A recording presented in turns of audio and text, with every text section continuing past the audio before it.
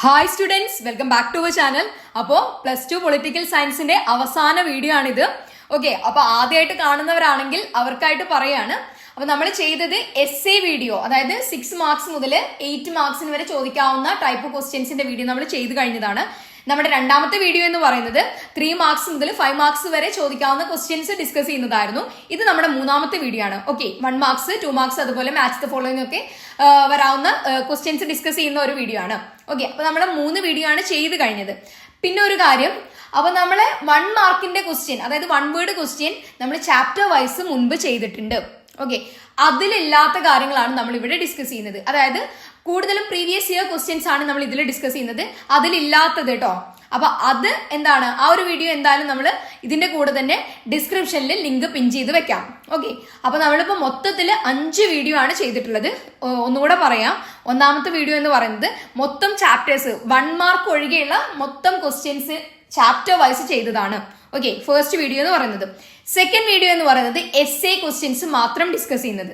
Okay, third video എന്ന് പറയുന്നത് 3 marks മുതൽ 5 മാർക്സ് വരെ ഡിസ്കസ് ചെയ്യുന്നത്. ഓക്കെ, ഫോർത്ത് വീഡിയോ ആണ് ഏത്, നമ്മുടെ 1 mark questions. Okay, chapter wise discuss ചെയ്യുന്നത്. ഫിഫ്ത്ത് വീഡിയോ ആണ് ഈ ഒരു വീഡിയോ. അപ്പൊ നിങ്ങൾക്ക് ഏത് വീഡിയോ അല്ലെങ്കിൽ ഏത് ഭാഗത്ത് നിന്നാണ് കൂടുതൽ അറിയേണ്ടത്, ആ ഒരു വീഡിയോ നിങ്ങൾക്ക് ലിങ്ക് ക്ലിക്ക് ചെയ്ത് പോയിട്ട് കാണാം കേട്ടോ. അപ്പോൾ ഓക്കെ ആണല്ലോ, ഐഡിയ കിട്ടിയല്ലോ. ഓക്കെ, അപ്പൊ എന്തായാലും വേറൊരു ഡൗട്ടും കൂടെ ഉണ്ടായിരുന്നു 10th ചാപ്റ്ററിന്റെ കാര്യം. അത് പറഞ്ഞത് എന്തുകൊണ്ടാന്ന് വെച്ചാൽ നമ്മുടെ 11th ചാപ്റ്റർ എന്തിനെ പറ്റിയാ പറയുന്നത്, ബൈപോളാരിറ്റി എൻഡ് അല്ലെങ്കിൽ ഇരുധ്രുവ ലോകത്തിന്റെ അന്ത്യത്തെ കുറിച്ചിട്ടാണ് അല്ലെ. അപ്പൊ ഈ 10th ചാപ്റ്ററിലും ഇത് തന്നെയാണ് പറയുന്നത്. എന്താണ് ഇരുധ്രുവ ലോകം, അമേരിക്ക, USSR, അവരുടെ സൈനിക സഖ്യങ്ങൾ, ഇങ്ങനെയുള്ള കുറച്ച് കാര്യങ്ങളാണ് അവിടെ പറയുന്നത്. അപ്പോൾ ക്വസ്റ്റ്യൻ അതിൽ നിന്ന് വന്നു കഴിഞ്ഞാലും വരും. കാരണം എന്താണ്, 11th ചാപ്റ്റർ ഇതിനെ സംബന്ധിച്ചുള്ളതാണ്. വന്നു കഴിഞ്ഞാലും നിങ്ങൾ എഴുതണം. ഓക്കെ, അപ്പൊ ഒരു ഐഡിയ ഉണ്ടാക്കി വെക്കുക എന്നുള്ള കാര്യമാണ് പറഞ്ഞത്. ഓക്കെ ആണല്ലോ. അപ്പൊ എന്തായാലും അത് മോഡൽ എക്സാമിന് ഒരു ചെറിയ ഒരു 10th ചാപ്റ്ററിൽ നിന്ന് ഒരു ക്വസ്റ്റ്യൻ വന്നിട്ടുണ്ട്. പക്ഷെ നിങ്ങൾ അത് അറിഞ്ഞിട്ടുണ്ടാവില്ല, കാരണം 11th ചാപ്റ്ററും എന്താണ് സെയിം ആണ്. ഓക്കെ, അപ്പൊ അതെന്തായാലും പറഞ്ഞു തരാം കേട്ടോ, നമ്മൾ ഡിസ്കസ് ചെയ്യുമ്പോൾ പറയാം എന്തായാലും. അപ്പൊ ജസ്റ്റ് ഒന്ന് വായിച്ചു നോക്കുക, അതെല്ലാം നിങ്ങൾക്ക് സ്കിപ്പ് ചെയ്യണമെങ്കിൽ സ്കിപ്പ് ചെയ്യാം. ഓക്കെ, അപ്പൊ അത് കമ്പൽസറി അല്ല, എന്നാലും പറഞ്ഞതാണ്. ഓക്കെ, അപ്പൊ എന്തായാലും നമുക്ക് ഫസ്റ്റ് 1 വേർഡ് ക്വസ്റ്റ്യൻസ് നോക്കാം. നമ്മൾ വീണ്ടും പറയാണ്, ഇത് ചാപ്റ്റർ വൈസ് അല്ല നമ്മൾ ഡിസ്കസ് ചെയ്യുന്നത്. ചാപ്റ്റർ വൈസ് നമ്മൾ മുൻപ് വീഡിയോ ചെയ്തിട്ടുണ്ട്. ഇതിൽ പറയുന്നത് എന്താണ്, അതിലില്ലാത്ത കാര്യങ്ങളാണ്. ഓക്കെ, അപ്പൊ എന്തായാലും ഫസ്റ്റ് ക്വസ്റ്റ്യൻ നോക്കാം. Identify the commission which recommended for the formation of states on language basis. ഭാഷാടിസ്ഥാനത്തിൽ സംസ്ഥാനങ്ങൾ രൂപീകരിക്കാൻ ശുപാർശ ചെയ്ത കമ്മീഷനെ കണ്ടെത്തുക. ഓക്കെ, ഭാഷാടിസ്ഥാനത്തിലാണെങ്കിൽ ഡാർ കമ്മീഷനാണ്. ഓക്കെ, DH ആണ് വരുന്നത്. ഓക്കെ, അതല്ല 14 സംസ്ഥാനവും 6 കേന്ദ്രഭരണ പ്രദേശങ്ങളും രൂപം കൊണ്ടത് ഏത് കമ്മീഷന്റെ ബേസിസിലാണെന്ന് ചോദിച്ചാൽ സ്റ്റേറ്റ് റീഓർഗനൈസേഷൻ കമ്മീഷനാണ്. ഓക്കെ, അപ്പൊ നെക്സ്റ്റ് ക്വസ്റ്റ്യൻ നോക്കാം. Shimla agreement was signed by, ആരായിരുന്നു, ഇന്ദിരാഗാന്ധിയും സുൽഫിക്കർ അലി ഭൂട്ടോയും. താഷ്കന്റ് അഗ്രിമെന്റ് ആരായിരുന്നു, നമ്മൾ പറഞ്ഞു കഴിഞ്ഞതാണ്, മറ്റേ വീഡിയോയിലുണ്ടത്. ആരായിരുന്നു, ലാൽ ബഹദൂർ ശാസ്ത്രിയും അതുപോലെ തന്നെ ആരാണ്, നമ്മുടെ അയ്യൂബ് ഖാനും അല്ലെ. ഓക്കെ, അപ്പൊ എന്തായാലും നെക്സ്റ്റ് നോക്കാം. തേർഡ് ക്വസ്റ്റ്യൻ ആണ്, which commission recommended 27% reservation four OBC candidates in all levels of government. അതായത് സർക്കാരിന്റെ എല്ലാ തലങ്ങളിലും OBC ഉദ്യോഗാർത്ഥികൾക്ക് 27% സംവരണം ശുപാർശ ചെയ്ത കമ്മീഷൻ ഏതാണ്, മണ്ഡൽ കമ്മീഷനാണ്. രണ്ടാമത്തെ ബാക്ക്വേർഡ് കമ്മീഷനാണ്. അപ്പൊ ആദ്യത്തെ ഏതാണ്, കാക്ക കലേക്കർ കമ്മീഷനാണ്. ഓക്കെ, കാക്ക കലേക്കറിന്റെ അധ്യക്ഷതയിലുള്ള കാക്ക കലേക്കർ കമ്മീഷനും BP മണ്ഡലിന്റെ അധ്യക്ഷതയിലുള്ള മണ്ഡൽ കമ്മീഷനും, ഇത് രണ്ടാമത്തെയാണ് കേട്ടോ. Okay, next question, name the chief election commissioner of free India. സ്വതന്ത്ര ഇന്ത്യയുടെ മുഖ്യ തെരഞ്ഞെടുപ്പ് കമ്മീഷണറുടെ പേര് സുകുമാർ സെൻ. ഓക്കെ ആണല്ലോ. Fifth question, from which country India adopted the concept of 5-year plan. ഏത് രാജ്യത്തിൽ നിന്നാണ് ഇന്ത്യ പഞ്ചവത്സര പദ്ധതി എന്ന ആശയം സ്വീകരിച്ചത്, USSR ആണ് കേട്ടോ. ഓക്കെ, നെക്സ്റ്റ് 6th ക്വസ്റ്റ്യൻ ആണ്, identify the military alliance formed under the leadership of USSR. Soviet യൂണിയന്റെ നേതൃത്വത്തിൽ രൂപീകരിച്ച സൈനിക സഖ്യം തിരിച്ചറിയുക. ഇത് നോക്കൂ, ഈ ക്വസ്റ്റ്യൻ ഏതാണ്, 10th ചാപ്റ്റർ ആണ്. ഓക്കെ, വാൾസോ പാക്ട് ആണ്. അപ്പൊ ചെറിയ കാര്യങ്ങളുള്ളൂ അവിടെ നിന്ന്, നിങ്ങൾക്കത് സ്കിപ്പ് ചെയ്യണമെങ്കിൽ സ്കിപ്പ് ചെയ്യാം. ഓക്കെ, എന്നാലും പഠിച്ചു കഴിഞ്ഞവരൊക്കെ ആണെങ്കിൽ നിങ്ങൾ ജസ്റ്റ് അതും കൂടെ ഒന്ന് വായിച്ചു നോക്കുക എന്നുള്ള കാര്യമാണ് പറഞ്ഞത്. ഓക്കെ, നെക്സ്റ്റ് 7th ക്വസ്റ്റ്യൻ ആണ്, the earth summit of 1992 was held in. എവിടെയാണ്, റിയോ ഡി ജനീറോ, ബ്രസീലിലായിരുന്നു കേട്ടോ. ഇത് മോഡലിന് ഉണ്ടായിരുന്നു അല്ലെ. Next question, identify the first a non Congress prime minister of India. ആരായിരുന്നു non Congress prime minister, Morarji Desai ആണ് കേട്ടോ. ഏതായിരുന്നു പാർട്ടി എന്നും ചോദിക്കും, ജനതാ പാർട്ടിയാണ്. ക്ലിയർ ആണല്ലോ. കോൺഗ്രസ് ഇതര പ്രൈം മിനിസ്റ്റർ ആണ്, അതായത് കോൺഗ്രസ് അല്ലാത്ത ഒരു പ്രൈം മിനിസ്റ്റർ ആദ്യത്തെ ആരാണ്? മൊറാർജി ദേശായി ജനതാ പാർട്ടിയാണ്. ഓക്കെ, നെക്സ്റ്റ് റിയോ ഉച്ചകോടി വികസന രീതികളുടെ ഒരു ലിസ്റ്റ് ശുപാർശ ചെയ്തു. ഇതിന്റെ പേര് ഏത് പേരിലാണ് അറിയപ്പെടുന്നത്? അജണ്ട 21 ആണ് കേട്ടോ. നെക്സ്റ്റ് പ്രിവി പേഴ്സ് നിർത്തലാക്കിയത് ആരാണ്? ഇന്ദിരാഗാന്ധി. ഓക്കെ, ഇനി അടുത്തത് ബാംസഫിന്റെ എക്സ്പാൻഷൻ ആണ്. All India backward and minority communities employees federation ആണ് കേട്ടോ. ഓക്കെ, നെക്സ്റ്റ് ക്വസ്റ്റ്യൻ 1971 തെരഞ്ഞെടുപ്പിൽ ഇന്ദിരാഗാന്ധിക്കും കോൺഗ്രസ് ആറിനും എതിരെ രൂപീകരിച്ച തിരഞ്ഞെടുപ്പ് സഖ്യം തിരിച്ചറിയുക. ഗ്രാൻഡ് അലയൻസ് അല്ലെങ്കിൽ മഹാസഖ്യാണ് കേട്ടോ. ഓക്കെ, നെക്സ്റ്റ് 13th ക്വസ്റ്റ്യൻ ആണ്. Find out the commission which investigated into the excess committed during national emergency. ദേശീയ അടിയന്തരാവസ്ഥ കാലത്ത് നടന്ന അതിക്രമങ്ങളെ കുറിച്ച് അന്വേഷിച്ച കമ്മീഷനെ കണ്ടെത്തുക. ഷാ കമ്മീഷൻ ആണ് കേട്ടോ. ഓക്കെ, നെക്സ്റ്റ് 14th ക്വസ്റ്റ്യൻ ആണ്. Who is the leader who opposed the 1991 military coup in USSR and later on the election in Russian republic. അതായത് 1991 സോവിയറ്റ് യൂണിയനിലെ സൈനിക അട്ടിമറിയെയും പിന്നീട് റഷ്യൻ റിപ്പബ്ലിക്കൻ തെരഞ്ഞെടുപ്പിനെയും എതിർത്ത നേതാവ് ആരായിരുന്നു? ബോറിസ് യെൽസിൻ ആണ് കേട്ടോ. Okay, next identify the American president who ordered operation infinite reach. അതായത് operation infinite റീച്ചിന് ഉത്തരവിട്ട American പ്രസിഡന്റിനെ തിരിച്ചറിയുക. ആരായിരുന്നു? ബിൽ ക്ലിന്റൺ ആണ് കേട്ടോ. ഓക്കെ, നെക്സ്റ്റ് ശ്രീലങ്കയിൽ ഒരു പ്രത്യേക തമിഴ് ഈഴത്തിന് വേണ്ടി പോരാടിയ തീവ്ര സംഘടനയുടെ പേര് LTTE ആണ് കേട്ടോ. ഓക്കെ, നെക്സ്റ്റ് 17th ക്വസ്റ്റ്യൻ ആണ്. Identify the prime minister and coalition which implemented Mandal commission report. അതായത് മണ്ഡൽ കമ്മീഷൻ റിപ്പോർട്ട് നടപ്പിലാക്കിയ പ്രധാനമന്ത്രിയെയും സഖ്യത്തെയും തിരിച്ചറിയുക. ആരായിരുന്നു? VP സിംഗ് ആണ് കേട്ടോ. മണ്ഡൽ കമ്മീഷൻ റിപ്പോർട്ട് നടപ്പിലാക്കിയത് ഏതായിരുന്നു party? National front. Okay, national front ആണ്. ഓക്കെ, നെക്സ്റ്റ് ക്വസ്റ്റ്യൻ ആണ്. ഫസ്റ്റ് ജനറൽ ഇലക്ഷൻ എന്നാണ് നടന്നത്? 1951 ഒക്ടോബർ മുതൽ 52 ഫെബ്രുവരി വരെയാണ് കേട്ടോ. ഓക്കെ, നെക്സ്റ്റ് നമുക്ക് മാച്ച് ഫോളോയിങ് ആണ് പറയാനുള്ളത്. ഓക്കെ, അപ്പൊ മാച്ച് ഫോളോയിങ് ഫസ്റ്റ് നോക്കാം. റഷ്യ എന്താണ്? സോവിയറ്റ് യൂണിയന്റെ പിൻഗാമിയാണ് കേട്ടോ. Successor of Soviet Union Russia എന്ന് പറയുന്നത്. അടുത്തത് ആഘാത ചികിത്സ എന്ന് പറയുന്നത് എന്താണ്? പരിവർത്തന മാതൃകയാണ്. അതായത് ഷോക്ക് തെറാപ്പി പരിവർത്തന മാതൃകയാണ് കേട്ടോ. അടുത്തത് മിഖായേൽ ഗോർബച്ചേവ്. ആരാണ്? പെരിസ്ട്രോയ്ക്കാണ് കേട്ടോ. മിഖായേൽ ഗോർബച്ചേവിന്റെ പരിഷ്കാരം ഓർമ്മയുണ്ടോ? ഓക്കെ, നെക്സ്റ്റ് എന്താണ്? റൂബിൾ സോവിയറ്റ് യൂണിയന്റെ നാണയാണ് കേട്ടോ. ഓക്കെ, റൂബിൾ എന്ന് പറയുന്നത്. ഓക്കെ ആണല്ലോ. നെക്സ്റ്റ് നോക്കാം നമുക്ക്. ഇതൊക്കെ പ്രീവിയസ് ഇയർ ആണ് നോക്കുന്നത് കേട്ടോ. വിധിയുമായുള്ള കൂടിക്കാഴ്ച എന്ന പ്രസംഗം ആരുടെയാണ്? ജവഹർലാൽ നെഹ്റു. സ്വാതന്ത്ര്യം കിട്ടുന്നതിന് തലേ ദിവസം നടത്തിയ പ്രഭാഷണമാണ് അല്ലേ. ഓക്കെ, അടുത്തത് ആന്ധ്ര സംസ്ഥാനത്തിന്റെ രൂപീകരണം ആരായിരുന്നു? പോറ്റി ശ്രീരാമലു ആണ് കേട്ടോ. ഓക്കെ, നെക്സ്റ്റ് ഇന്ത്യയുടെ ഉരുക്കു മനുഷ്യൻ അയേൺ മാൻ ഓഫ് ഇന്ത്യ എന്നറിയപ്പെടുന്നത് സർദാർ വല്ലഭായ് പട്ടേൽ ആണ്. ഓക്കെ, നെക്സ്റ്റ് അതിർത്തി ഗാന്ധി ഖാൻ അബ്ദുൾ ഗാഫർ ഖാൻ കേട്ടോ. അപ്പൊ ഇത് വൺ വേർഡ് വന്നു കഴിഞ്ഞാലും നിങ്ങൾ എഴുതണം. ഓക്കെ, നെക്സ്റ്റ് നോക്കാം. Socialist party. Okay, socialist party ആരാണ്?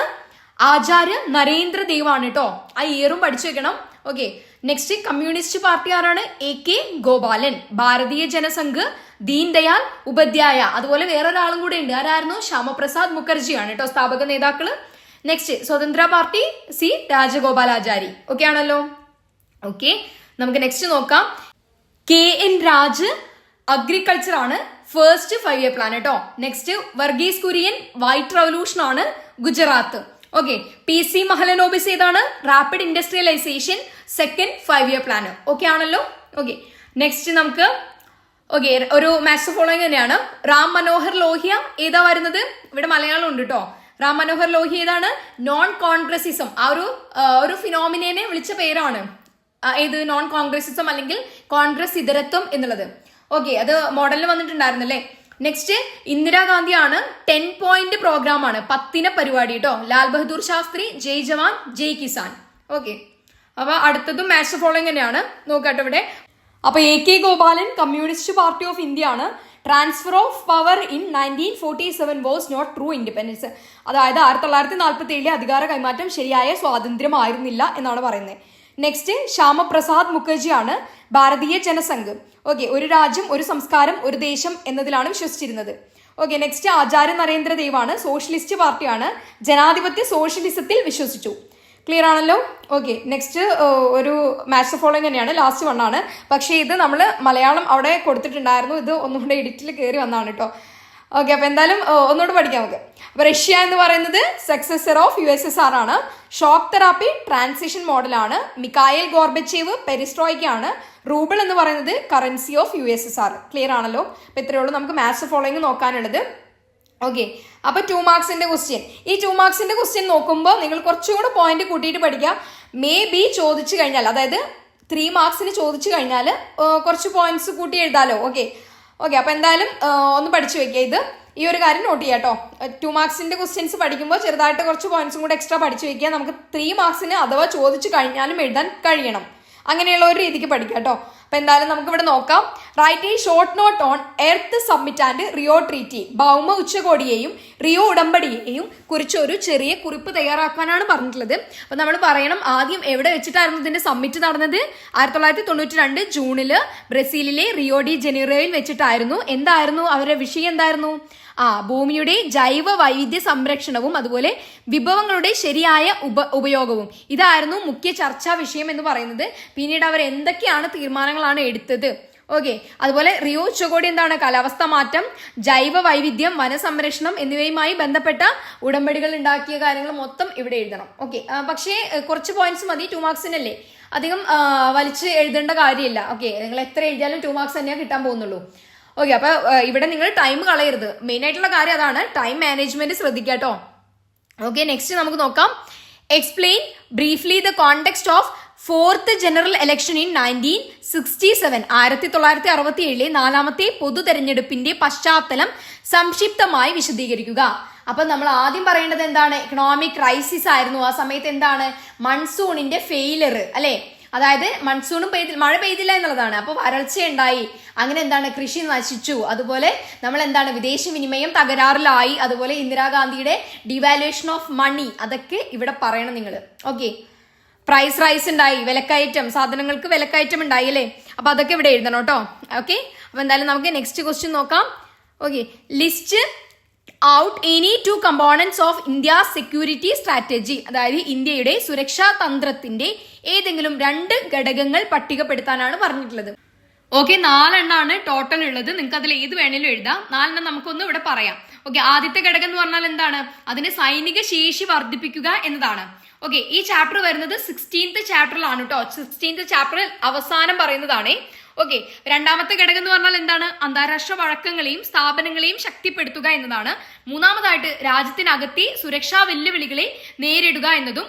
4ാമതായിട്ട് സമ്പദ് വ്യവസ്ഥയെ വികസിപ്പിക്കുക എന്നുള്ളതും. ക്ലിയർ ആണല്ലോ? ഇതിൽ ഏത് വേണേലും നിങ്ങൾക്ക് എഴുതാം. Next, explain the reasons for the failure of Janata government. അതായത് ജനതാ സർക്കാരിന്റെ പരാജയത്തിന്റെ കാരണങ്ങൾ വിശദീകരിക്കുക. 2 മാർക്സിനാണ്. അപ്പോൾ ഒരു 4 പോയിന്റ്സ് എങ്കിലും മിനിമം പഠിച്ചു വെക്കുക. ഒന്നാമതായിട്ട് എന്താണ്? അവർ ഐഡിയോളജിക്കൽ കോൺഫ്ലിക്റ്റ് ഉണ്ടായിരുന്നു. ആശയപരമായിട്ടുള്ള ഭിന്നതകളുള്ള ഒരു കൂട്ടം പാർട്ടികളുടെ കൂട്ടുകെട്ടായിരുന്നു എന്ത്? ജനതാ ഗവൺമെന്റ് അല്ലെ? അപ്പൊ അതെന്താണ്? സ്വാഭാവികമായിട്ടും കുറച്ച് കാലം കഴിയുമ്പോൾ അതിനുള്ളിൽ തന്നെ ഇന്റേണൽ ക്രൈസിസ് വരും അല്ലെ? പ്രശ്നങ്ങൾ വരും. അപ്പൊ ജനതാ ഗവൺമെന്റ് എന്താണ്? ഈ ഒരു ദിശാബോധമോ നേതൃത്വമോ ഒരു പൊതുപരിപാടിയോ ഉണ്ടായിരുന്നില്ല എന്നാണ് വിമർശകർ പറയുന്നത്. അതുപോലെ തന്നെ എന്താണ്?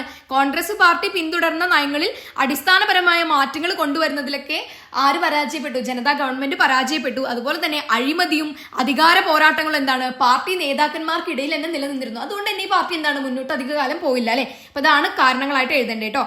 Next, write a short note on Chipko movement. Chipko പ്രസ്ഥാനത്തെ കുറിച്ച് ഒരു ചെറിയ കുറിപ്പ് തയ്യാറാക്കാനാണ്. മെയിനായിട്ട് എവിടെയാണ് ഉണ്ടായത്? ഉത്തരാഖണ്ഡില്. എന്നാണ് ഉണ്ടായത്? ആരായിരുന്നു നേതൃത്വം കൊടുത്തിരുന്നത്? ചന്ദ്രപ്രസാദ് ഭട്ടും സുന്ദർലാൽ ബഹുഗുണയും. പിന്നെ എന്തായിരുന്നു പ്രസ്ഥാനം? എന്തായിരുന്നു? എന്തിനു വേണ്ടിയിട്ടാണ്? പ്രകൃതി സംരക്ഷണം. എങ്ങനെയായിരുന്നു ആ ഒരു പ്രക്ഷോഭം നടന്നത്? മരങ്ങളെ കെട്ടിപ്പിടിച്ചുകൊണ്ട് അല്ലെ? അപ്പൊ അങ്ങനെയായിരുന്നു അവർ തടഞ്ഞിരുന്നത്. എന്തിനു വേണ്ടി? ഗവൺമെന്റ് സൈമൺസ് എന്ന് പറയുന്ന സ്പോർട്സ് കമ്പനിക്ക് ആഷ് മരങ്ങൾ മുറിക്കാനുള്ള അനുമതി കൊടുത്തതാണ് ഉണ്ടായത് അല്ലെ? അപ്പൊ ഈ കാര്യങ്ങളാണ് അവിടെ എഴുതേണ്ടത്. ഓക്കെ, അപ്പൊ ഇത്രയേ ഉള്ളൂ നമ്മൾ 2 മാർക്സിൽ പറയുന്ന ക്വസ്റ്റ്യൻസ് എന്ന് പറയുന്നത്. കാരണം ബാക്കി നമ്മൾ എല്ലാ ക്വസ്റ്റ്യൻസും നമ്മൾ ഡിസ്കസ് ചെയ്തതാണ്. അതിൽ നിന്ന് ഏതെങ്കിലും ഒരു പോർഷൻ ഒക്കെ ചോദിച്ചു കഴിഞ്ഞാൽ നിങ്ങൾക്ക് 2 മാർക്സിൽ എഴുതാൻ കഴിയും. അപ്പൊ ഇത്രയേ ഉള്ളൂ നമുക്ക് പറയാനുള്ള കാര്യങ്ങൾ. ഓക്കെ, അപ്പൊ എന്തായാലും വ്യക്തമായിട്ട് പഠിച്ചു കഴിഞ്ഞാൽ വളരെ സിമ്പിൾ ആണ്. കാരണം നിങ്ങൾ ഇങ്ങനെ ടെൻഷൻ അടിക്കുന്നതുകൊണ്ടാണ്. ഓക്കെ, ഓരോ ക്വസ്റ്റ്യൻസും മനസ്സിലാക്കുക, അതിന്റെ ആ ഒരു കഥ അല്ലെങ്കിൽ ആ ഒരു കണ്ടന്റ് മനസ്സിലാക്കി കഴിഞ്ഞാൽ എഴുതാൻ സാധിക്കുന്നതാണ്. ഓക്കെ, അപ്പൊ എന്തായാലും നമുക്ക് ഈ ഒരു വീഡിയോ ഇത്രയേ ഉള്ളൂ. നമുക്ക് എന്തായാലും ഇനി മോഡൽ ക്വസ്റ്റ്യൻ പേപ്പറിന്റെ ആൻസേഴ്സ് ഒന്ന് ഡിസ്കസ് ചെയ്ത് നോക്കാം കേട്ടോ. അപ്പൊ ഇവിടെ ശ്രദ്ധിക്കേണ്ട കാര്യം എന്താന്ന് വെച്ചാൽ ആൻസർ ചെയ്യുമ്പോൾ നിങ്ങൾ നല്ല വൃത്തിക്ക് എഴുതുക. ഓക്കെ, ഒന്നാമത്തെ കാര്യം അതാണ് പറയാനുള്ളത്. പിന്നെ പോയിന്റ്സ് ആക്കി എഴുതി അത് വിശദീകരിക്കാൻ പറ്റുമെങ്കിൽ അങ്ങനെ ഒരു സ്ട്രക്ചർ ചെയ്തിട്ട് ആൻസർ എപ്പോഴും എഴുതുക. പിന്നെ നിങ്ങൾക്ക് കണ്ടിന്യൂസ് ആയിട്ട് എഴുതാൻ പറ്റുമെങ്കിൽ അങ്ങനെ എഴുതാം, പോയിന്റ്സ് ഹൈലൈറ്റ് ചെയ്യുക, അതൊക്കെ ഇമ്പോർട്ടൻ്റ് ആണ് എന്നല്ല പറയുന്നത്.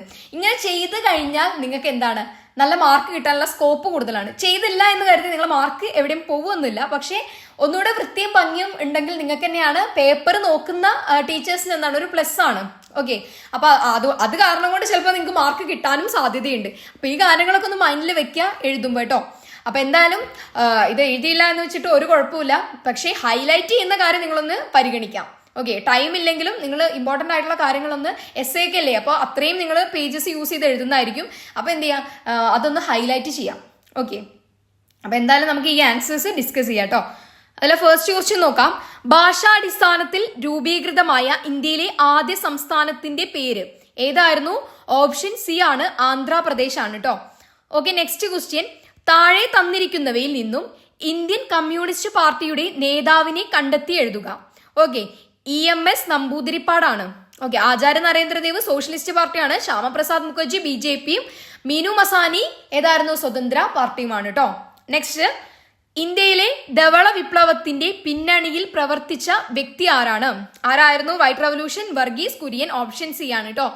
നെക്സ്റ്റ്, സമ്പൂർണ്ണ വിപ്ലവം എന്ന മുദ്രാവാക്യത്തിന്റെ ഉപജ്ഞാതാവ് ആരായിരുന്നു? ഓപ്ഷൻ ബി ആണ്, ജയപ്രകാശ് നാരായണൻ. ഓക്കെ ആണല്ലോ. Okay, the right to information act was passed in option A 2005 ആണ്. Okay, next, match the following ആണ്. ജയ് ജവാൻ ജയ് കിസാൻ ആരുടെ ആയിരുന്നു? ലാൽ ബഹദൂർ ശാസ്ത്രിയുടെ സ്ലോഗൻ ആണ്. അടുത്തത് നോൺ കോൺഗ്രസിസം, കോൺഗ്രസ് ഇതരത്വം ആര് പറഞ്ഞതാണ്? രാം മനോഹർ ലോഹ്യ. അടുത്തത് ഹിന്ദി വിരുദ്ധ പ്രക്ഷോഭം എവിടെയായിരുന്നു ഉണ്ടായിരുന്നത്? തമിഴ്നാട്ടിലാണ്, DMK ആണ് കേട്ടോ അതിന് നേതൃത്വം കൊടുത്തിരുന്നത്. അടുത്തത് 10 ഇന പദ്ധതി ആരുടെയാണ്? ഇന്ദിരാഗാന്ധിയുടെ. ക്ലിയർ ആണല്ലോ. അടുത്തത് ASEAN was established in the year 1967, 1967 കേട്ടോ. ഓക്കെ, നെക്സ്റ്റ്, താഴെ തന്നിരിക്കുന്നവയിൽ കൂട്ടത്തിൽ പെടാത്തതിനെ കണ്ടെത്തുക. ഏതാണതില്? നാറ്റോയാണ്. ഇവിടെ ഞാൻ പറഞ്ഞില്ലേ, ഇത് ഏതാ ചാപ്റ്റർ? കോൾഡ് വാറിലെ 10th ചാപ്റ്റർ ആണ് കേട്ടോ നാറ്റോ എന്ന് പറയുന്നത്. അതായത് ഏത് സഖ്യാണ്? അമേരിക്കയുടെ സൈനിക സഖ്യാണ്. നാറ്റോ എന്ന് പറഞ്ഞാല് north Atlantic treaty organisation. Okay ആണല്ലോ, ഇതാണ് അതിന്റെ ഫുൾ ഫോം വരുന്നത് കേട്ടോ. അപ്പം ജസ്റ്റ് ആ ചാപ്റ്റർ നിങ്ങൾക്ക് നോക്കാം, കൂടുതൽ മാർക്കിനൊന്നും ചോദിക്കില്ല, എന്നാലും പറഞ്ഞതാണ്. ഓക്കെ, അപ്പൊ ഈ ഫുൾ മാർക്കൊക്കെ വാങ്ങണമെന്ന് ആഗ്രഹമുള്ളവരുടെ കാര്യമാണ് പറഞ്ഞത് കേട്ടോ. ഓക്കെ, നെക്സ്റ്റ് നോക്കാം നമുക്ക്. ഒരു മാച്ച് ഫോളോയിങ് തന്നെയാണ്. നാഷണൽ ഫ്രണ്ട് ഗവൺമെന്റ് ഏതാണ്? VP സിംഗ് ആണ് കേട്ടോ. ദേശീയ മുന്നണി സർക്കാർ VP സിംഗ് ആണ്. അടുത്തത് യുണൈറ്റഡ് ഫ്രണ്ട് ഗവൺമെന്റ്, അതായത് ഐക്യമുന്നണി സർക്കാർ ദേവഗൌഡയാണ് കേട്ടോ ഉത്തരം. നെക്സ്റ്റ്, UPA ഗവൺമെന്റ്, UPA സർക്കാർ ഏതാണ്? മൻമോഹൻ സിംഗ് ആണ്. ഓക്കെ, NDA ഗവൺമെന്റ്, NDA എന്നൊക്കെ പറഞ്ഞാൽ BJP ആണ്, UPA എന്ന് പറഞ്ഞാൽ കോൺഗ്രസ് ആണ് കേട്ടോ. ഓക്കെ, NDA സർക്കാർ ആരാണ്? വാജ്പേയി ആണ് കേട്ടോ, AB Vajpayee. Okay, next, expansion ആണ്. LTBT എന്ന് പറഞ്ഞാൽ ലിമിറ്റഡ് ടെസ്റ്റ് ബാൻ ട്രീറ്റി ആണ്. Okay, NPT nuclear non proliferation treaty ആണ് കേട്ടോ. ഓക്കെ, അപ്പൊ അടുത്തതാണ് ഒന്നാം ഗൾഫ് വാർ ഏത് പേരിൽ അറിയപ്പെടുന്നത്? ഓപ്പറേഷൻ ഡെസേർട്ട് സ്റ്റോം ആണ്. നെക്സ്റ്റ്, രണ്ടാം ഗൾഫ് യുദ്ധം ഓപ്പറേഷൻ ഇൻഫിനിറ്റ് റീച്ച് കേട്ടോ. Okay, next, name the city where the first earth submit held in 1992. Rio de Janeiro, ബ്രസീലിലാണ് കേട്ടോ. ഓക്കെ, നമുക്ക് നെക്സ്റ്റ് ക്വസ്റ്റ്യൻ നോക്കാം. Write a brief note on the first general election in India. 1951 നടന്നത് അല്ലേ? അപ്പോൾ 51 October മുതൽ 52 എന്ന് വരെയാണ്, ഫെബ്രുവരി വരെയാണ് എന്ത് നടന്നത്? നമ്മുടെ ഒന്നാം തെരഞ്ഞെടുപ്പ്, പൊതു തെരഞ്ഞെടുപ്പ് നടന്നത്. അതിൽ ആരാണ് ജയിച്ചത്? നിങ്ങൾക്ക് സീറ്റ്സിന്റെ കാര്യങ്ങളൊക്കെ എഴുതാം. 3 മാർക്കിനല്ലേ ചോദിച്ചത്, അത് വിശദീകരിച്ച് എഴുതാവുന്നതേ ഉള്ളൂ അല്ലെ? ഓക്കെ, നെക്സ്റ്റ് ക്വസ്റ്റ്യൻ നോക്കാം. Explain the major issues which led to the formal split of the Congress party in 1969. 1969 Congress പാർട്ടിയെ പിളർപ്പിലേക്ക് നയിച്ച പ്രധാന പ്രശ്നങ്ങൾ അതെന്തായിരുന്നു? പാർട്ടിക്കകത്ത് തന്നെയായിരുന്നു ഇന്ദിരാഗാന്ധിയും സിൻഡിക്കേറ്റും. സിൻഡിക്കേറ്റ് എന്ന് പറഞ്ഞാൽ പാർട്ടിക്കകത്തെ സീനിയർ മോസ്റ്റ് ലീഡേഴ്സ്, മുതിർന്ന നേതാക്കളാണ്. അപ്പൊ പാർട്ടിക്കകത്ത് തന്നെയായിരുന്നു പ്രശ്നം. പിന്നീട് എങ്ങനെയാണ് പ്രശ്നം രൂക്ഷമായത്? 69 പ്രസിഡൻഷ്യൽ ഇലക്ഷന് ശേഷം അല്ലെ, ഇന്ദിരാഗാന്ധി ഒരു സ്ഥാനാർത്ഥിയെ നിർത്തി. ആരായിരുന്നു? VV ഗിരി, സ്വതന്ത്ര സ്ഥാനാർത്ഥിയായിരുന്നു. അടുത്തത് ഏതായിരുന്നു? സിൻഡിക്കേറ്റിന്റെ സ്ഥാനാർത്ഥി നീലം സഞ്ജീവ റെഡ്ഡി ആയിരുന്നു. അപ്പൊ ആര് ജയിച്ചു? VV ഗിരി. അപ്പൊ ഇതാണ് കൂടുതൽ എന്താണ് പിളർപ്പിലേക്ക്, കോൺഗ്രസ് പാർട്ടിയുടെ പിളർപ്പിലേക്ക് നയിച്ച പ്രധാന കാരണമായിട്ട് എഴുതേണ്ടത്. ഓക്കെ, അടുത്തത് what do you mean by bipolar politics? ഇരുധ്രുവ രാഷ്ട്രീയം എന്നതുകൊണ്ട് നിങ്ങൾ എന്താണ് അർത്ഥമാക്കുന്നത്? ഇതും എന്താണ്? എവിടെ വരുന്നതാ 10th ചാപ്റ്റർ ആണ്. ഓക്കെ, നിങ്ങൾക്ക് അത് നോക്കിയാൽ തന്നെ മനസ്സിലാവും. ഇരുധ്രുവ രാഷ്ട്രീയം എന്ന് പറഞ്ഞാൽ എന്താണ്? കോൾഡ് വാർ ആണ്. ഓക്കെ, കോൾഡ് വാർ പീരീഡ് ആണ്. ഏതാണ്? 1945 മുതൽ 91 വരെ നിലനിന്നിരുന്നതാണ് എന്ത്? നമ്മുടെ ബൈപോളാർ വേൾഡ് ഓർഡർ. 91 ശേഷമുള്ളതാണ് എവിടെ പറയുന്നത്? 11th chapter. ശ്രദ്ധിച്ച് കേൾക്കാട്ടോ. 1945 രണ്ടാം ലോക മഹായുദ്ധത്തിന് ശേഷം നടന്നതാണ് എന്ത്? കോൾഡ് വാർ പീരീഡ് സ്റ്റാർട്ട് ചെയ്യാണ്. ശീതകാല സമരം. ഓക്കെ, ആര് തമ്മിൽ? USSR 45 മുതൽ 91 വരെ നീണ്ടു നിന്നു. 91 ആര് തകരാണ്? ഈ USSR തകരാണ്, സോവിയറ്റ് യൂണിയൻ തകരാണ്. അപ്പൊ ഉള്ള കാര്യങ്ങളാണ് എവിടെ പറയുന്നത്? ചാപ്റ്റർ 11 പറയുന്നത്, എൻഡ് ഓഫ് ബൈപോളാരിറ്റിയിൽ പറയുന്നത്. ഇവിടെ ചോദിച്ച ക്വസ്റ്റ്യൻ ഏതാണ്? What do you mean by bipolar politics? എന്താണ് ഇരുധ്രുവ രാഷ്ട്രീയം എന്നതുകൊണ്ട് അർത്ഥമാകുന്നത്? അപ്പൊ ഇതാണ് ഇവിടെയുള്ള ഈ കാര്യങ്ങളാണ് നിങ്ങൾ എഴുതേണ്ടത്. ഇരുധ്രുവ രാഷ്ട്രീയം എന്ന് പറഞ്ഞാല് എന്തായിരുന്നു? USSRഉം USA തമ്മിലുള്ളതാണ്. ഏതായിരുന്നു ഐഡിയോളജി എന്നുള്ള കാര്യങ്ങളൊക്കെ എഴുതാട്ടോ. Okay, next, evaluate the US hegemony as a soft power. അതായത് ഒരു മൃദുല ശക്തി എന്ന നിലയിൽ അമേരിക്കൻ മേധാവിത്വം വിലയിരുത്തുക എന്നുള്ളതാണ്. അപ്പോൾ സോഫ്റ്റ് പവറിൽ എന്താണ് എഴുതേണ്ടത്? കൾച്ചറൽ പവർ ആണ് എഴുതേണ്ടത്. ഓക്കെ, അതായത് സാംസ്കാരിക. ഇവിടെ എന്താ? ഹെജിമണി എന്ന് പറഞ്ഞാൽ ആധിപത്യം. USA ആണ് എല്ലാ കൺട്രീനേക്കാളും മുകളിൽ നിന്ന് നിങ്ങളൊന്ന് സങ്കല്പിക്കാം. ഓക്കെ, US ആധിപത്യം ഏത്? മൃദുല ശക്തി എന്ന നിലയിൽ. എങ്ങനെയാണ് മൃദുവായിട്ട് USA മറ്റു രാജ്യങ്ങളെ ഇൻഫ്ലുവൻസ് ചെയ്യുന്നത്? ഓക്കെ, അതെങ്ങനെയാണ്? കൾച്ചറിലൂടെ. USA എല്ലാവരും എന്താണ്? കോപ്പി അടിക്കുക എന്ന് പറയാം. ഓക്കെ, അപ്പൊ അവര് യൂസ് ചെയ്യുന്ന ഡ്രസ്സിങ് സ്റ്റൈൽ ആയിക്കോട്ടെ, ഫുഡ് ആയിക്കോട്ടെ, ഇങ്ങനെയുള്ള കാര്യങ്ങളൊക്കെ എന്ത് ചെയ്യുക? സാൻഡ്വിച്ച്, ബ്രെഡ് പോലുള്ള. ബ്രെഡൊക്കെ ഇവിടുന്നാണ്, നമ്മളെ ഒറിജിനൽ അല്ല, ഇന്ത്യൻ ഒറിജിനൽ അല്ല, അതൊക്കെ വെസ്റ്റേൺ ഒറിജിൻ ആണ്. ജീൻസ്, നമ്മൾ കോട്ട്, ടൈ യൂസ് ചെയ്യുന്നത്, ഈ കാര്യങ്ങളൊക്കെ എന്താണ്? വെസ്റ്റേൺ സ്റ്റൈലാണ്. അപ്പൊ അതൊക്കെ നമ്മൾ എന്ത് ചെയ്യുക? ഇൻഫ്ലുവൻസ് ആവുന്നത്, അതിൽ നമ്മൾ അട്രാക്ട് ആവുന്നതൊക്കെ എന്താണ്? അവരുടെ ആധിപത്യം കാരണമാണ്. അതല്ലാതെ അവര് നമ്മളുടെ ഒരു എന്താ പറയാ കൾച്ചറിലും അവർ അട്രാക്ട് ആവുന്നില്ല, ഇല്ലല്ലോ. അപ്പൊ നമ്മളെല്ലാം ആധിപത്യത്തിൽ നിൽക്കുന്നേ എന്നാണ്. ഓക്കെ, അപ്പൊ അതാണ് അവിടെ വിശദീകരിച്ച് എഴുതേണ്ടത് കേട്ടോ. Next, what are the political implications of globalisation? ആഗോളവൽക്കരണത്തിന്റെ രാഷ്ട്രീയ പ്രത്യാഘാതങ്ങൾ എന്തെല്ലാം? അപ്പൊ ഇവിടെ എഴുതേണ്ട ഒരു കാര്യം എന്ന് പറഞ്ഞാല് നമ്മുടെ പരമ്പരാഗതമായിട്ടുള്ള അധികാരത്തിൽ എന്താണ്? മാറ്റം വന്നു. ഓക്കെ, സോവേണിറ്റി അല്ലെങ്കിൽ പരമാധികാരത്തിൽ മാറ്റം വന്നു എന്നുള്ളതാണ്. അതുപോലെ നമ്മുടെ രാഷ്ട്രത്തില് പലതരത്തിലുള്ള കമ്പനീസ്, മൾട്ടിനാഷണൽ കമ്പനീസ് എന്താണ്? ഇൻക്രീസ് ചെയ്തു. എന്തിനു കാരണമായി? രാഷ്ട്രത്തിന്റെ പല ഡിസിഷനിലും മാർക്കറ്റ് ഫോഴ്സിനെയും കൂടി എന്താണ്? ഉൾപ്പെടുത്താൻ തുടങ്ങി. അതായത് മാർക്കറ്റ് ഫോഴ്സ് എന്താണ്? നമ്മുടെ ഡെസിഷൻ മേക്കിംഗ്, തീരുമാനം എടുക്കുന്നതിലൊക്കെ ഇൻഫ്ലുവൻസ് ആക്കാൻ തുടങ്ങി എന്നുള്ളതാണ്. അതുപോലെ പലതരത്തിലുള്ള ഓർഗനൈസേഷൻസ് രാജ്യത്തിനകത്ത് ഉടലെടുത്തു. അതുപോലെ സ്റ്റേറ്റിന്റെ പ്രാധാന്യം കുറഞ്ഞു എന്നുള്ള വാദഗതിയും ഉണ്ട്. ഓക്കെ, അപ്പൊ ഇതൊക്കെയാണ് ഇവിടെ വിശദീകരിച്ച് എഴുതേണ്ടത് കേട്ടോ. ഓക്കെ, നമുക്ക് നെക്സ്റ്റ് ക്വസ്റ്റ്യൻ നോക്കാം. പഞ്ചവത്സര പദ്ധതികളുടെ ഏതെങ്കിലും 4 ഫലങ്ങൾ വിശദീകരിക്കാനാണ്. അപ്പൊ നമുക്ക് അറിയാം 5 ഇയർ പ്ലാൻ എന്തിനു വേണ്ടിയിട്ടാണ്? ഇന്ത്യയുടെ ആസൂത്രണം എന്തിനു വേണ്ടിയിട്ടാണ്? ഇന്ത്യ ഡെവലപ്പ് ആകാൻ വേണ്ടിയിട്ട്. അപ്പൊ നമുക്ക് എന്തെഴുതാം? Increased GDP. നമ്മുടെ എന്താണ്? രാജ്യത്തിന്റെ GDP അല്ലെങ്കിൽ എന്താണ്? വരുമാനം കൂടി എന്നുള്ളതാണ്. എന്തുകൊണ്ട്? നമ്മുടെ പഞ്ചവത്സര പദ്ധതി കൊണ്ട്. അതുപോലെ തന്നെ പലതരത്തിലുള്ള തൊഴിലുകൾ വർദ്ധിച്ചു. അതുപോലെ സ്കില്ലഡ് ആയിട്ടുള്ള ലേബേഴ്സ് കൂടി. അപ്പൊ ഈ കാര്യങ്ങളൊക്കെ എവിടെ എഴുതാം? ഇവിടെ എഴുതാട്ടോ. ഇതിന്റെ ഒരു PDF നമ്മുടെ ടെലഗ്രാം ചാനലിൽ ഉണ്ട്, അത് വേണമെങ്കിൽ അത് നോക്കാം. പിന്നെ അതല്ലാതെ നിങ്ങൾക്ക് എന്താണ് 4 ചാപ്റ്റേഴ്സിന്റെ നോട്ടും അവിടെ ഉണ്ട് എന്ന് പറഞ്ഞല്ലോ. ഓക്കെ, അപ്പൊ എന്തായാലും നെക്സ്റ്റ് ക്വസ്റ്റ്യൻ നോക്കാം. Discuss the importance of Narmada Bachao Andolan as an എൻവയോൺമെന്റൽ മൂവ്മെന്റ്. അപ്പൊ ഇമ്പോർട്ടന്റ് ആയിട്ട് നോക്കുക, നർമ്മദ ബച്ചാവോ ആന്തോളൻ ആരാണ്? ഈ ഒരു മൂവ്മെന്റിന് ആരാണ് നേതൃത്വം കൊടുത്തിരുന്നത്? മേധ പട്കർ ആണ് കേട്ടോ. അപ്പൊ ഇത് എന്തായിരുന്നു? അതായത് ഇവിടെ എഴുതേണ്ടത് നർമ്മദ റിവർ, നദി. ഓക്കെ, നർമ്മദ നദിയിൽ എന്താണ്? ഡാം ബിൽഡ് ചെയ്യുന്നത്, കൺസ്ട്രക്ട് ചെയ്യുന്നത് എന്താണ്? തടഞ്ഞതാണ് അല്ലെ. അപ്പൊ ഈ ഒരു ഡാം കൺസ്ട്രക്ട് ചെയ്യുമ്പോൾ അവിടെയുള്ള ആളുകളുടെ ഒക്കെ എന്താണ്? സ്ഥലവും വീടൊക്കെ പോകും അല്ലെ. അപ്പൊ അവരെ പിന്നെ ഡിസ്പ്ലേസ് ചെയ്യല്, അതുപോലെ തന്നെ പ്രകൃതിക്ക് വരുന്ന നാശം, അതിനെയൊക്കെ എന്താണ്? ചെറുത്ത് നിൽത്താൻ വേണ്ടിയിട്ടാണ് എന്തുണ്ടായത്? നമ്മുടെ ഈ ഒരു മൂവ്മെന്റ് മേധ പട്കർ നേതൃത്വം കൊടുത്തിട്ട് വരുന്നത് കേട്ടോ. ഓക്കെ, അപ്പൊ ഒരു ജസ്റ്റ് ഒരു ഐഡിയ പറഞ്ഞു തന്നതാണ് നിങ്ങൾക്ക്. ഓക്കെ, നെക്സ്റ്റ് ക്വസ്റ്റ്യൻ നോക്കാം. ഇന്ത്യയിലെ മറ്റു പിന്നോക്ക വിഭാഗങ്ങളുടെ ഉന്നമനത്തിനായി മണ്ഡൽ കമ്മീഷൻ നൽകിയ സംഭാവനകൾ വിലയിരുത്താനാണ് ഇവിടെ മെയിൻ ആയിട്ട് എഴുതുക. എന്താണ്? 27% റിസർവേഷൻ മണ്ഡൽ കമ്മീഷൻ ആണ് നമുക്ക് നൽകിയത്. OBC റിസർവേഷൻ ആണ് കേട്ടോ. അതർ ബാക്ക്വേർഡ് ക്ലാസ്സിനുള്ള 27% റിസർവേഷൻ നൽകിയത് ഈ ഒരു കമ്മിറ്റിയുടെ ശുപാർശയോട് കൂടിയിട്ടാണ്. ഓക്കെ, ഇമ്പോർട്ടന്റ് ആണ്, അത് നോക്കി വെക്കാം കേട്ടോ. ഓക്കെ, അടുത്തത് briefly explain any 4 areas of conflict between India and Pakistan. ഇത് നിങ്ങൾക്ക് കുറേ പാഠത്തിൽ നമുക്ക് പഠിക്കാനുണ്ട്, കുറേ ചാപ്റ്റേഴ്സിലുണ്ട്. അപ്പൊ അതൊക്കെ വെച്ചിട്ട് എഴുതാം. അതായത് ഇപ്പൊ എന്ത് പറയാം, ഒന്നാമത്തെ പ്രശ്നം എന്ന് പറഞ്ഞാൽ എന്താണ്, കാശ്മീർ ഇഷ്യൂ ആണ്. അതായത് ബോർഡർ ഇഷ്യൂ, അതിർത്തി തർക്കം. അതുപോലെ തന്നെ എന്താണ്, റിവർ, നദിയെ ചൊല്ലിയുള്ള തർക്കം. ഏതായിരുന്നു നദി? സിന്ധു നദി അല്ലെ. പിന്നെ എന്താണ്, ടെററിസം. അപ്പൊ ഈ കാര്യങ്ങളൊക്കെ എവിടെ എഴുതാം. അതുപോലെ ബംഗ്ലാദേശ് വാർ, ബംഗ്ലാദേശിനെ ചൊല്ലിയുള്ള തർക്കം. ഓക്കെ, അപ്പൊ അതിലും ഇന്ത്യയും പാകിസ്ഥാനും വരുന്നുണ്ട് അല്ലെ. അപ്പൊ അതൊക്കെ ഇവിടെ എഴുതാട്ടോ. ഓക്കെ, അടുത്തത് explain any 4 sources of security threads in the contemporary world. സമകാലിക ലോകത്തിലെ ഏതെങ്കിലും 4 സുരക്ഷാ ഭീഷണി ഏതൊക്കെയായിരുന്നു? ഗ്ലോബൽ പോവേർട്ടി, അതുപോലെ പകർച്ചവ്യാധികൾ, എപ്പിഡമിക്സ്, അതുപോലെ എന്താണ് ടെററിസം. ഈ കാര്യങ്ങളൊക്കെ ഇവിടെ എഴുതാം. ജസ്റ്റ് എഴുതുമ്പോൾ ഒരു 2-3 പോയിന്റ് വിശദീകരിച്ച് എഴുതും കൂടെ ചെയ്യാട്ടോ. ജസ്റ്റ് ആ പോയിന്റ് മാത്രം എഴുതരുത്. ഓക്കെ, നെക്സ്റ്റ് ക്വസ്റ്റ്യൻ നോക്കാം. Emergency was one of the most controversial episode in Indian politics. Describe the consequences of emergency. ഇതൊക്കെ നമ്മൾ ആ ഒരു വീഡിയോസിലൊക്കെ പറഞ്ഞതാണ്. എന്താണ് അടിയന്തരാവസ്ഥയുടെ കോൺസിക്വൻസസ് അല്ലെങ്കിൽ ആഫ്റ്റർ എഫക്റ്റ് അല്ലെങ്കിൽ പ്രത്യാഘാതം എന്ന് പറയുന്നത്. നമ്മൾ ജനാധിപത്യത്തിന്റെ മൂല്യം മനസ്സിലാക്കി, നമ്മൾ എന്താണ് സ്വാതന്ത്ര്യം, അവകാശങ്ങളുടെ വാല്യൂ മനസ്സിലാക്കി, സിവിൽ ലിബർട്ടീസിന്റെ വാല്യൂസ് മനസ്സിലാക്കി കാര്യങ്ങളാണ് അവിടെ എഴുതേണ്ടത് കേട്ടോ. Next, what is operation blue star?